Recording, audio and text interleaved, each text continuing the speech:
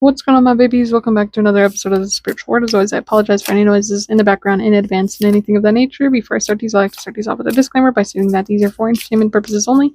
Always do your own research to come to your own conclusions, to have your own answers, to make your own decisions, to be your own person, and I believe in your ability to be your own person. So, I'm pre-recording a bunch of these, which I kind of do most of the time, just because I work nights, and sometimes I'd be too tired, and I just want to sleep in. So I'm pre-recording a bunch of these, so they're all gonna kind of be similar to each other.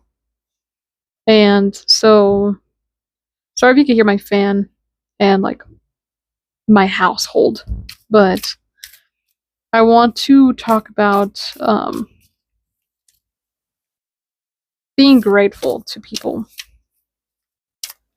And so I read a book on here like a month or two ago, like in May, I would say, around May, like in the end of April, beginning of May. I don't know. I don't remember. But it was Star Wars by Pema Trojan, and I opened that book and flipped to a particular, like a random page. I just like opened it and started to read, and there was this one part where this professor used to make their students do like purposeless tasks. Like they would just do random things with no purpose. And I was like, what is this person trying to teach them? And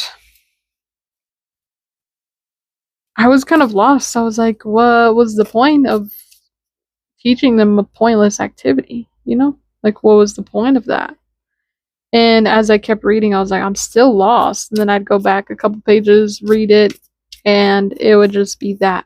Be grateful to everybody. And I was like, that doesn't make any sense based off of what I was reading. And so I was like, that I'm still lost. Like, what does that have anything to do with any of that? What's the point of making people do pointless actions? And, you know, what's the point of being grateful to everybody, and what does that have to do with each other? And this is the part. I'm going to read it.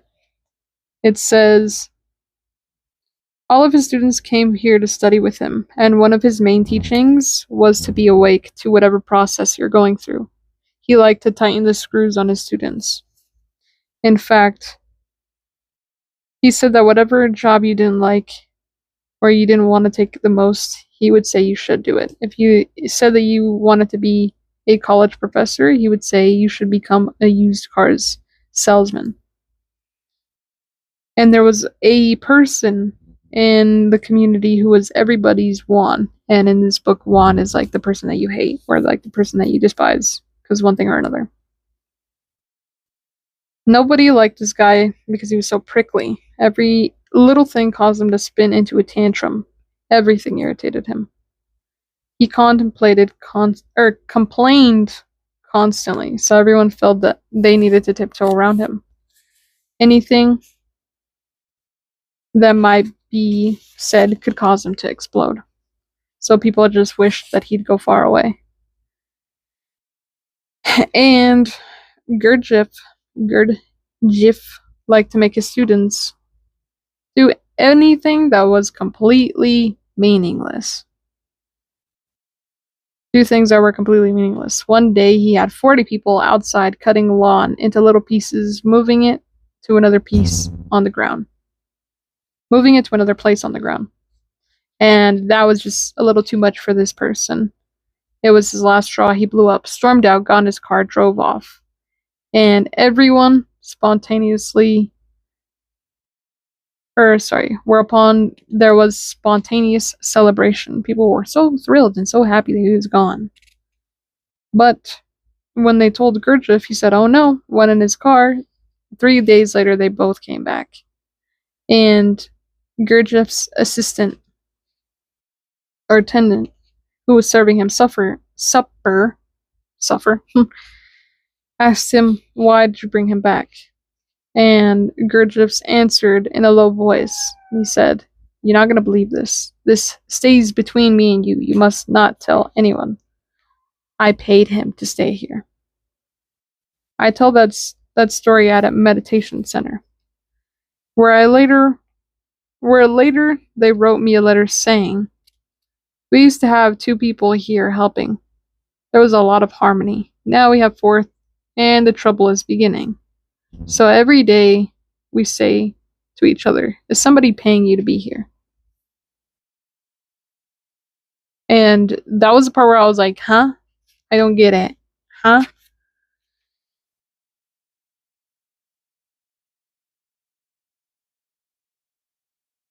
And it's so funny because when I go to places like work and stuff like that, this is me trying to make sense of what I just read, right? So when I go to work and everybody's miserable and I'm like, what is the big deal? Why are you guys making such big deals out of nothing? Like if a customer comes up to us and they're rude, I'm like, meh, you know, I don't even know that person. So I'm like, oh, that's kind of mean. I don't know why you're being mad. I don't know why you're getting upset over, small things like this, but, it is what it is.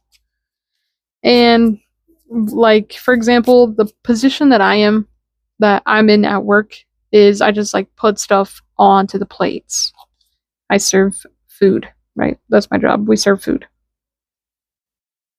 And when people are in the same position as me and complaining and being like, I'm gonna lose it, I'm gonna lose it, I'm gonna lose it, because that's their favorite thing to say. Or they'll say things like, I want to jump off a cliff, or I'm gonna Kermit seppuku, or I'm gonna commit. And I'm like, it's really not that deep. Like, you're making suicidal jokes over serving food, So I sit back and I'm like, that's kind of silly. Like, I take that as a joke because obviously it's meant to be a joke, right? Because if they really wanted to, they would have already done it. So I'm sitting there and I'm like, ha ha ha, hee hee. That's funny, right? Because I'm like, I'm just there to have a good time. I'm only there for a short time, not a long time, so I'm gonna have a good time. And in the process of me just experiencing that, I'm like, you guys are so dramatic. And I think the dramaticness of it is what really makes me laugh. And it's so funny because, like, I don't know, there's just something about, like, the fact that I was there. The fact that I used to make jokes like, oh, I'm gonna end it all. I'm gonna end it all over literal nothingness or minor inconveniences. And it's so funny to me because I feel like where I work, all the people who have those feelings, they low-key help me see where I came from. And I'm so grateful to them because I realize that, like, I'm emotionally maturing. And not only am I emotionally maturing, but I'm developing as a person into, like, a good person and into a really good authority figure. Not that I want to be an authority figure, but, like, I'm growing into, like, a really good adult. And there's something beautiful about the process, right? Because I still feel like a baby. And it's just funny to me that, like, I still feel like a child, and in the moments like that, I'm like, you know what? I'm really not anymore. And the process is kind of beautiful, it's kind of scary. And aging is kind of beautiful and scary at the same time, but I think that's where I'm really grateful for these people. And I'm like, wow, you know what? Shit's not that bad. And even the shit that is bad, fuck it. Like, we're living. And I think it's also partially because I'm older and life has this beautiful way of presenting you with shit.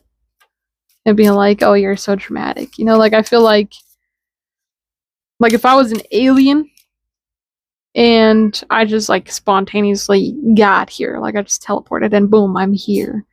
I feel like that's so funny of an image to paint for all these different people. Like, if I was an alien and I went to work where I work and I heard all of these kids, these human kids saying, oh, I'm just gonna end it all. I'm just gonna jump off a bridge. I'd be like, oh, yo, chill, you know? And I think that's the funny part of it, where I'm like, damn, that's dark, you know? Like, that's a dark joke to say, because most of the time, most people that talk, they're just saying shit to talk, but they're also conveying their expression for life. And if you're saying you want to end it all, I know that you feel sad internally, and I think there's also a beauty in the fact that I can be there to wish them good and to wish them better. And there's just like a beauty to the fact that like it's a really dark thing to go to work and to hear all of these young people. They're always in their 19s, early, like barely turning 20, or they just turned 18 and they're like, I'm gonna jump off a bridge because this person was being rude to me. And I'm like, oh, I'm sorry. Like, I'm sorry that you feel like that way, and I'm sorry that this person made you feel grumpy. And I think there's like a cuteness to it, you know? And I also feel like that's part of me aging. But like, I really enjoy life. And it kind of takes these miserable people to remind me, like, oh, you know what? This place is really enjoyable, even in these moments where these people are like, I'm gonna jump off a bridge. I'm like, hey, yo, chill. Like, it's not that deep. But in that process of like, hey, yo, chill, it's not that deep, I'm like, huh, you guys are adorable. Like, you haven't even lived and you're over here talking about, I hate it here. Like, yeah. But it's not that deep, and it's kind of fun. Especially when you have friends and stuff. Especially when you have a group of people that you just connect to. Or just especially when you see what life has for you. And it doesn't even have to be that deep. Like, I'm a fucking single cat owner. Hi. And I don't know, I hope you guys can hear that, but like, life is pretty okay. And it takes people like that to remind me that life is pretty okay. And I can do so much to help them, just like they're making me laugh and me smile throughout my shifts of working. And even though their misery isn't like something that I enjoy, like it's not something that I find helpful or I find to be fun, I enjoy the fact that they exist in all of it, in all of their misery, because I enjoy existing. And I hope that one day they can get to a point where they enjoy existing. And I think that there's a beauty in the fact that one day they will enjoy existing. And I'm here to witness them at their worst and still love them and accept them. And I think that there's a beauty in knowing somebody at their worst, or knowing somebody as young as them. I'm not like old as fuck, but like I'm 25. Yeah, please. Please, ma'am. Would you like to leave? You want to go outside? Oh, okay. Give me 1 second. Let me finish this. Let me conclude this. So, as you heard, I have to go. So, just to conclude this, I think that there's a beauty in knowing people. That's really it. Knowing people in general and living and experiencing is kind of fun. You know? Like, being a human is just a little bit fun. Like, you gotta admit, it's kind of fun. Like, if you were an alien and you just popped up here, this shit would be so silly. So fucking silly. So goofy. But also, like, fun and funny and spontaneous. And, like, you never really know what's going to happen. You know, especially if you were an alien, you're just, like, intrigued by all this shit. Like, what? This shit's crazy, you know? But it's also fun. And overall, it's a good, enjoyable experience. So, I really don't know what today's topic was about. I just started ranting. Anyways, thanks for listening. As always, my babies, I love you and I appreciate you. And I will see you in the next one. Peace.